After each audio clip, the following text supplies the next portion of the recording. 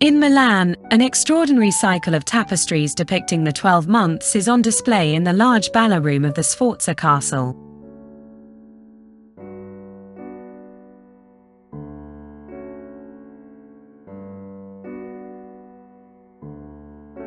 Commissioned by Gian Giacomo Trivulzio, who was appointed Marshal of France and Governor-General of Lombardy by the French. The cycle was designed by Bartolomeo Suardi, known as Bramantino, and woven in Vigevano by Benedetto of Milano and his workshop between 1503 and 1508.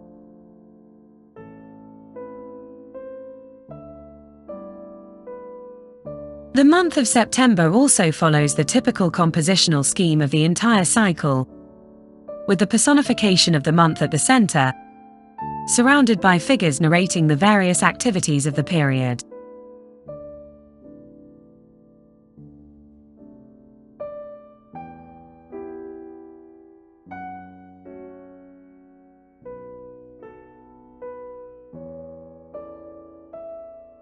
The scene, largely damaged and restored, is surrounded as usual by a frame, with the coats of arms and monograms of the Trivulzio dynasty, and the families related to them.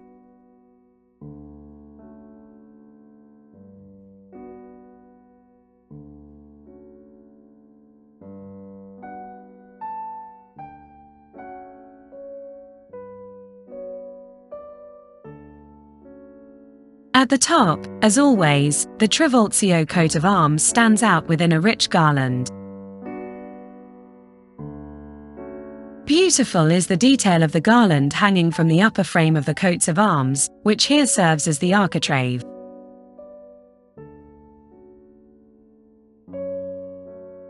The mermaid trying to break a diamond with a file is a clear allusion to the indestructible solidity of the patron.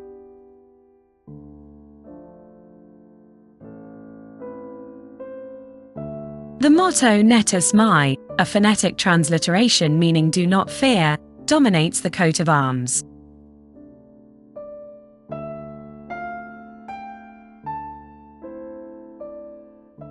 To the left of the emblem is the sun.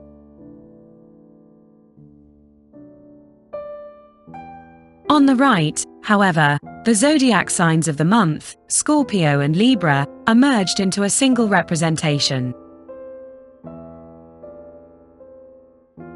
This particular depiction appears in the 15th century edition of Hyginus's Poeticon Astronomicon. In fact, in antiquity it was believed that the part of the sky known to us as Libra was occupied by the claws of Scorpio. The ancient Greeks called this area Caeli, in Latin Cala, an identification that persists in the names of the individual stars of Libra.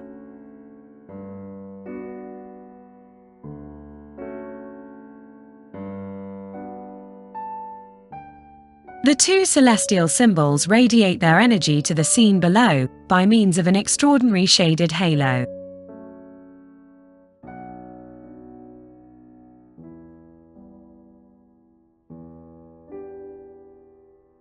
In a period still tied to the times and rhythms of agricultural activities, the true wealth of the area, the protagonist of September can only be wine.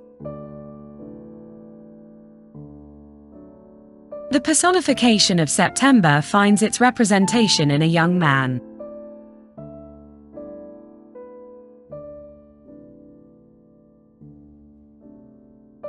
His head, from whose forehead two horns sprout, is encircled by vine leaves and bunches of grapes. His hips, wrapped in a rich vine shoot held up with one hand, visually conceal his fertility, symbolically manifested by the abundance of fruit.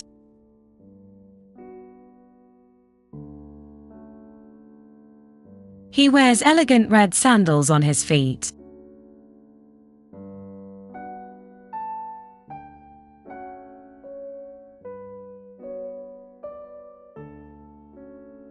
The sculptural figure cannot but refer to ancient representations of the god Bacchus, or because of the horns, other prodigious forest dwellers, from salons to fauns and satyrs.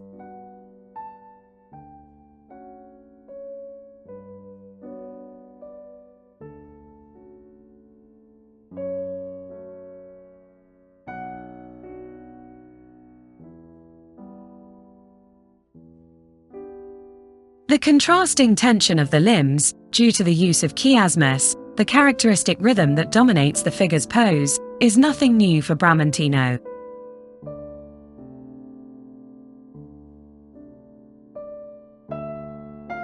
Enamored of classical art, the versatile artist used it on more than one occasion.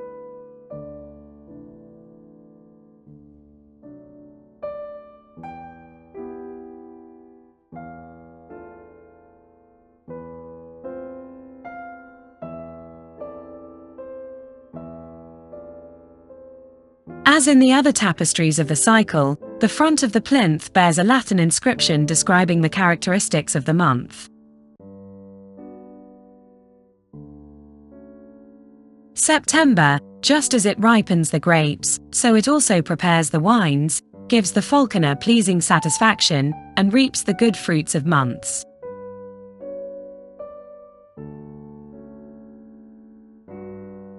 Thus, with the grapes ripened by the sun indicated by the young man, the scene is dominated by a huge wooden wine press. In his interpretation, the instrument for pressing grapes becomes a colossal structure that connotes the entire representation.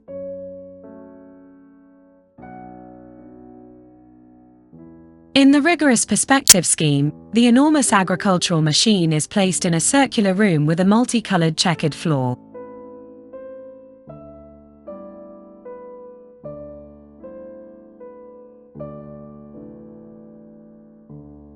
In the center, the great screw of the wine press seems to transform the personification of September into that of Christ at the column. Recalling in this the mystical wine press called Torculus Christi in Latin.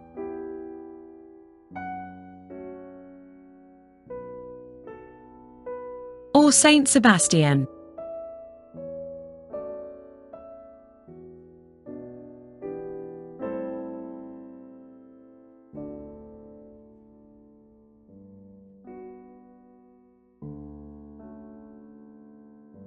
The large vine is rotated by 4 figures dressed in short, old-fashioned tunics.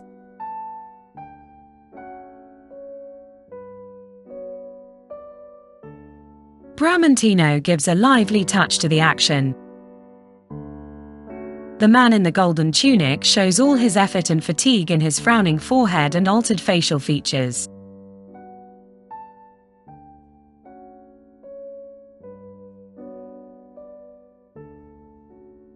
Great attention is paid to the movement of the figure, with the swaying drapery and the alternating step well emphasized.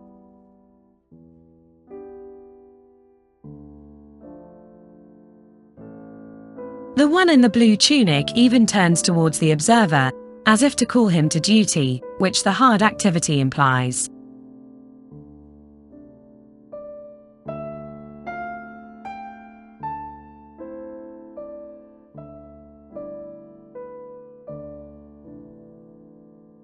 The circular movement extends this energy to the activities in the background, all related to the production of wine.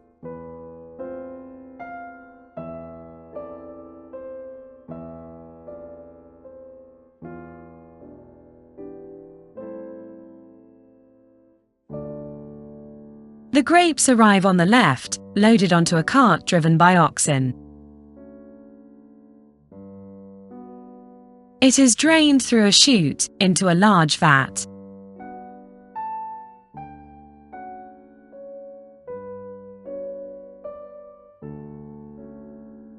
On the right, some young men colored with the red of the must are busy crushing the wine and filling the barrels.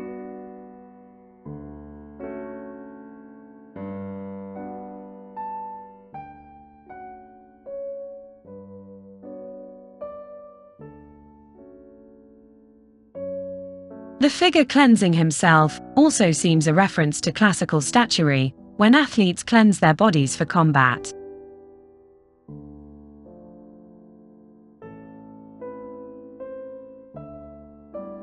The red traces partially covering his legs and arms show that he has just completed the pressing.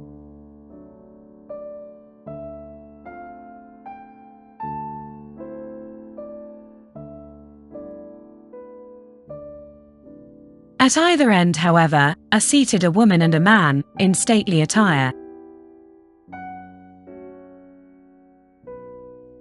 She holds a bunch of grapes, while he holds a falcon trained for hunting, a further reference to the inscription of the month.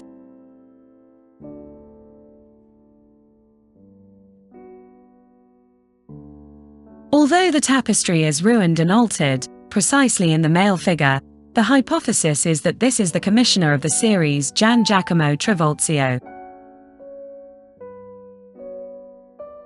and his wife Beatrice d'Avalos, with the coat of arms of his family appearing in the perimeter of the tapestry.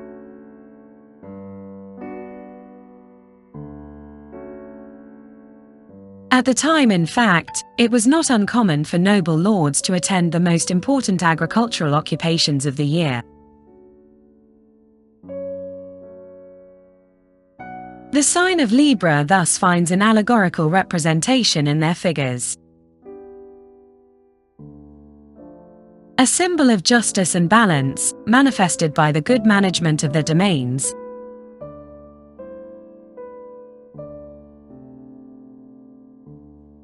Agriculture and hunting.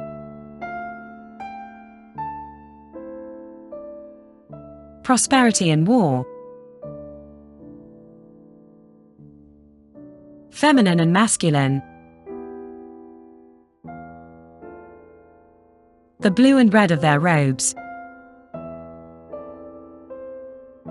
All splendid dualisms, balanced in their figures and in the astrological sign that cloaks the scene.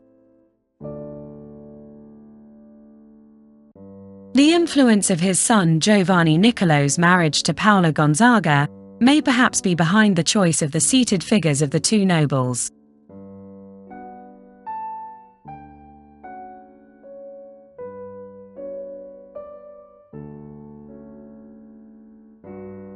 These poses recall by emulation those of the Gonzaga family, frescoed by Andrea Mantegna in the bridal chamber.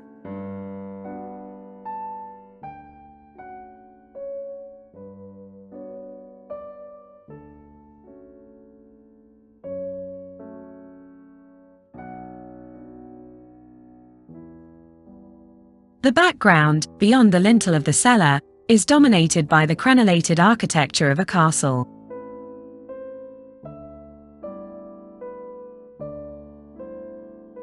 This is undoubtedly one of the manners of the Trivulzio family, which, in addition to residing for a time in the Milanese castle of Porta Giovia, owned the castle of Mesocco in Graubünden, as well as other properties in Lombardy.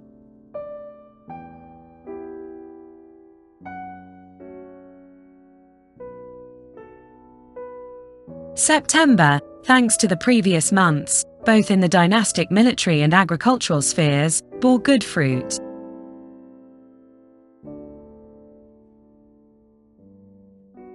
Although history would take a different course, adverse to the fortunes of the Trivulzios, at this time their whole world was in perfect balance.